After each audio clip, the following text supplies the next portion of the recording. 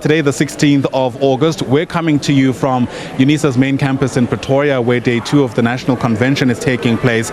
But this is just one of several of the big stories we're watching for you on this historic day. It's now 13 years since 34 mine workers were shot and killed in the small town of Marikana. Until then, very few people have heard of it. And since then, we have visited that community around this time of the year. Often, they use this opportunity to remind us of how neglected they feel. In some instances, some of the people who live in and around that area saying their living conditions have actually worsened since that wage strike at Lonmin's mines, which in many ways has really shaped public discourse around police action and inaction, and how, of course, they respond to the kind of unrest that unfolded on this fateful day. The SABC News team is already present in that community, watching the build-up to the official commemorative event that's going to take place later on today. Part of our team is Thabiso, an SABC News reporter, joining us now live. And Thabiso, we're counting ever so closer to the official start of the event itself, and until then, we are taking stock of just the general sentiment of people there who feel that very little has changed. Indeed, Ayanda, good morning to you and our viewers at home. And people have started arriving here. They have gathered on top of the infamous Koppies here in Marikana in the Northwest Province before the beginning of the official program, which is scheduled to start around 12 midday. And we are expecting President Joseph Mathunjwa to deliver the keynote address. But I'm with one of the wounded miners here in Marikana, Mzoxolo Magidiwana, who's going to take us back to 13 years ago with regards to what happened here in Marikana in the Northwest Province as one of the mine workers. But he's still on the phone.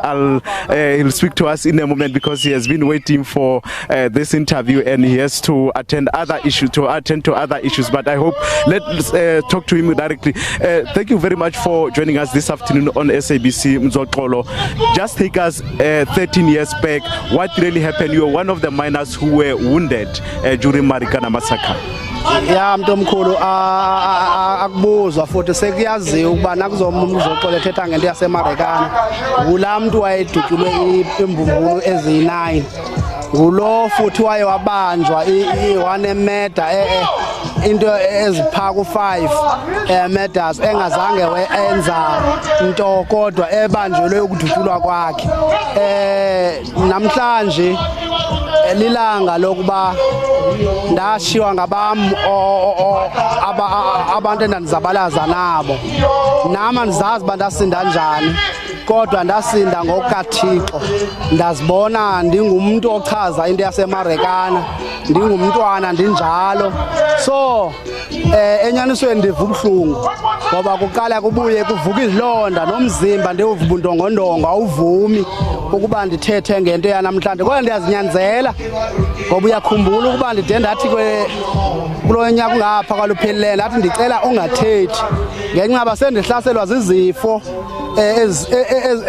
endiphila nazo ngendizibona ba ziyandilimaza ugqiba kwami uthetha i-high blood yenyuka.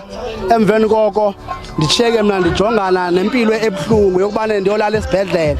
Ndaqonda uba kungcono ndihlale phantsi ndingathethi, kodwa ngenxa yokuba ndiyazibona uba isimo iba ngathi ezinye izinto azilungi ngeli hlobo mna ndifuna uba kungalunga ngakhona, ndizinyanzelwa mandiphinde ndithethe noba bendingarhalela uthetha.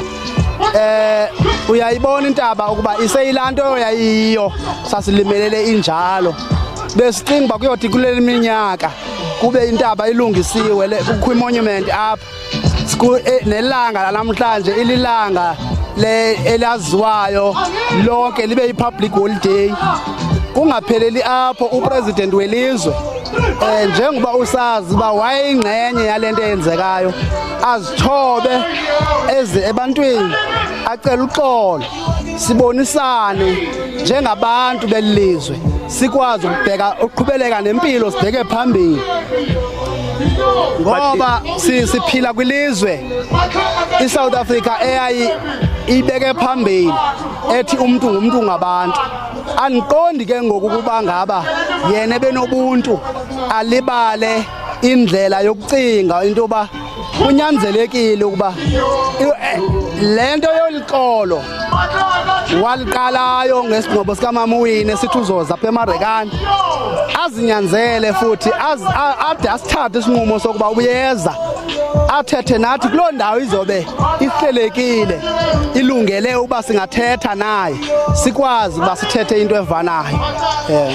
Let us talk a bit about living conditions as well as the working conditions. You were fighting for a living wage. Yes. Has the situation improved so far? That is why ndisithi ndingajongi kwicala likarhulumente kuphela ndiye ndigxile nakwaba baphethe ii-unions ukuba umyena mntu ophethe i-union nomphi na even iAMCO le mna ndiyijoyine yona ndikuyo ndiyayithanda uba igxile kakhulu kwii-conditions zabasebenzi ngoba ukuba ngaba ndike naye bayekelela ii-conditions zabasebenzi usho ukuthi abasebenzi abakwazanga ukubamela ngoba yona into ebaluleke kakhulu ukulungisa impilo yabasebenzi.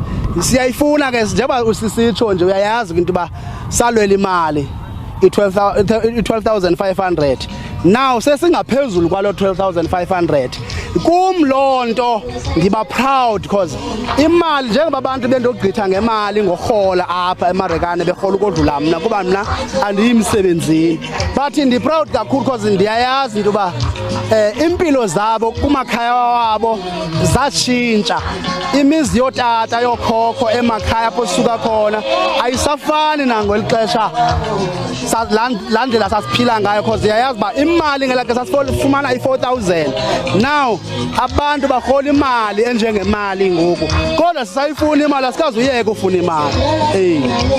Thank you so much Mxoxolo for your time this afternoon. Thank you so much. That's one of the Marikana miners who was wounded during the 2012 Marikana Massacre here in the northwest province Ayanda. You'll remember that 78 miners or mine workers were wounded at the time and 250 of them were arrested. And what Mxoxolo said there is that they want the President Cyril Ramaphosa to come and apologize to the people of this area of Marikana, and also they want the monument to be erected here in remembrance of those mine workers who were fighting for living wages at the time 13 years ago, and also talking to the issues of the living conditions of workers. That the situation has improved a bit in terms of the salaries that they are getting currently, that they were earning 4,500 13 years ago. At least now many mine workers are earning more than 12,500, which was their demand at the time. And yeah, that's the situation here currently. But I just want to show you where the people are. The people have started arriving, like I said earlier on before we spoke to our guest Mxoxolo Magiliwane, and even artists are continuously performing there for the crowd that has already gathered here in Marikana in the northwest province before the beginning of the official program, where the president of AMCU, Joseph Mathunja, will address will deliver the keynote address later in this afternoon. And as you can see that some union leaders are already here. Earlier on we spoke to the deputy president who told us that they are expecting about 20,000 people here in Marikana to come and be part of this 13th commemorative event, Ayanda. And with that, it's back to you in studio.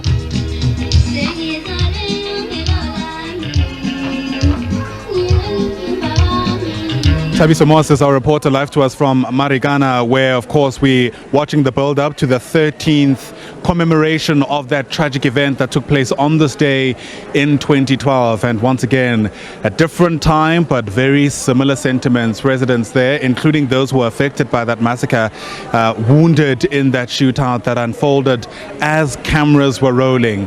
The sentiment really remaining the same, that very little has changed. In fact, I've heard some of them saying there's been a regression in that community, with their material conditions being worse off than they were before that strike actually took place.